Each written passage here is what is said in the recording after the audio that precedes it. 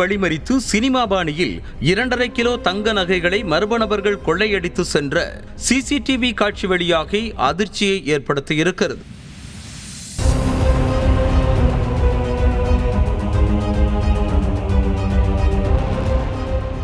கோவையில் இருந்து கேரள மாநிலம் திருச்சூருக்கு தங்க நகை வியாபாரியான அருண் சன்னி மற்றும் அவரது நண்பர் ரோஜி தாமஸ் ஆகியோர் தங்களது காரில் 2 கிலோ 600 கிராம் எடையுடைய தங்க நகைகளை வியாபாரத்திற்காக கொண்டு சென்று கொண்டிருந்தனர்.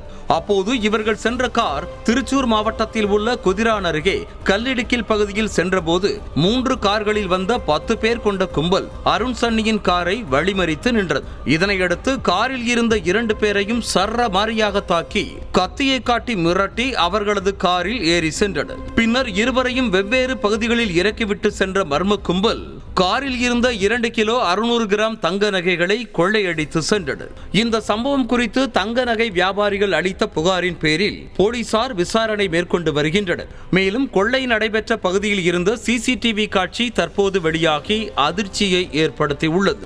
பட்டப்பகலில் காரை வழிமறித்து சினிமா பாணியில் 2.5 கிலோ தங்கத்தை காருடன் கடத்தி சென்ற சம்பவம் பரபரப்பை ஏற்படுத்தியிருக்கிறது.